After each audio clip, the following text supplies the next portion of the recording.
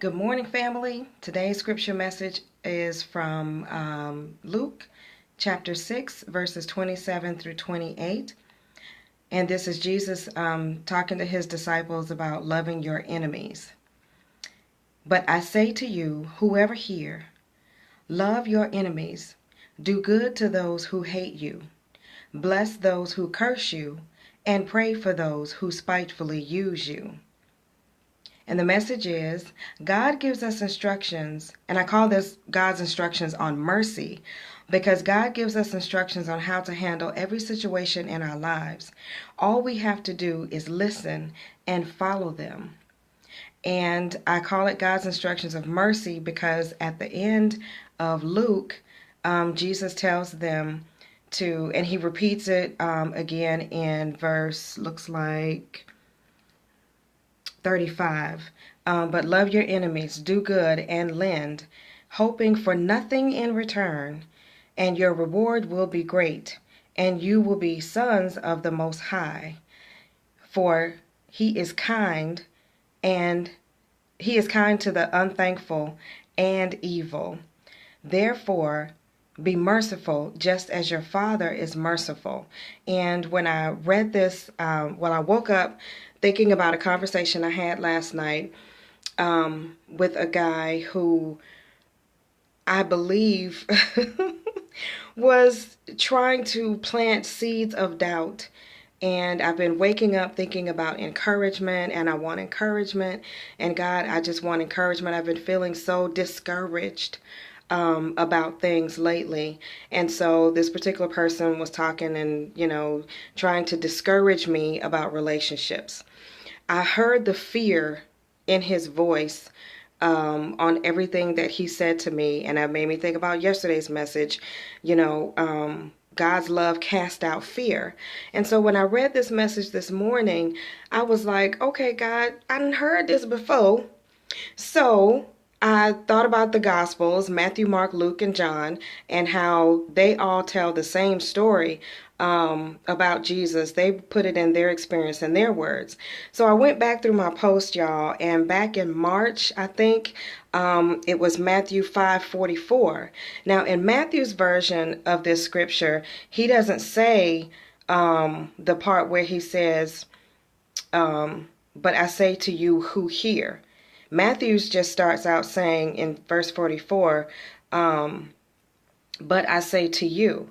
And to me, it's important to get that part where it says who hear, because we can, and in another translation it says who listens. And so we can sometimes, or I can sometimes get and hear what someone is saying, but not listen and follow those instructions. And so when I thought about the conversation last night and how, the guy went from being discouraging and then tried to be encouraging, the more that I'm going to say poured love, the more that I tried to, explain to this person, look, I hope that you get what it is that you're looking for, but I'm not that. The more that I responded to the discouragement in a positive way, the conversation turned around to him encouraging me, or him complimenting me. Still kind of discouraging, but not to ramble on about the conversation.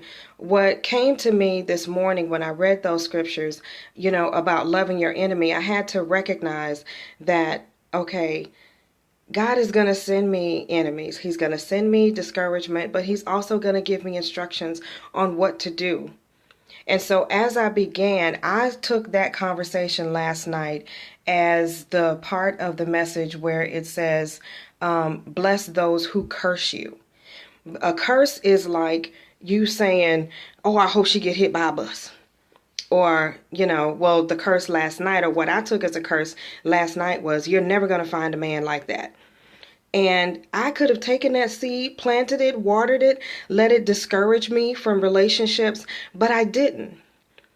I turned it around. I said, okay, you're not God, so, you can't tell me what I'm not going to find. You can't discourage me and make me believe that God had me come into this world so that I could be alone. That, come on, you're not God. So I instead, this morning when I saw that, I said, okay, God, I did good. I didn't blow up. I didn't curse him because he cursed me. He said, he said, you're never going to find what you're looking for. I said, but I hope you find what you're looking for. It's just not me. And so I feel good that the conversation that I had, which I believe was truly from the enemy, I have to admit that. I didn't let those seeds get planted. I didn't let those tares get planted amongst my my wheat. But I began to pray and I was like, okay, so this person tried to curse me, tried to discourage me, tried to speak something into my life that I know is not true, and I rebuke that. And God, you're asking me to pray for that person. Well, what do I pray? And then it hit me, you already prayed it. You prayed that he finds the type of woman that he's looking for. But you stood your ground and you said, I'm not that type of woman. But I prayed that you find what you're looking for. And so the conversation ended and I woke up thinking about it and I was like, okay, God, get this conversation out of my mind. Get this out, why am I praying for this person? Why is all this coming to me? It came to me in March, in Mark 5:44, when someone spitefully used me. Now it's coming to me where the enemy is trying to curse me and tell me that I'm never going to find what I'm looking for. Well, Felicia, all of it leads to the power that God has given you to show your enemies mercy. God gives us the power to love, to forgive. He gives us free will. And now I see in this verse, as I read it through the end, he gives us the power to show mercy on our enemies. So pray for your enemies. Show mercy on them. Felicia, if you never get any enemies, if you never get hurt, if you never have bad people come to you, then you won't be able to use the power that God has given you to overcome. So that is my message for myself today, is to just continue to pray for the bad people that God is sending my way, because in the end, it's going to be a blessing for me. I love y'all. Bye.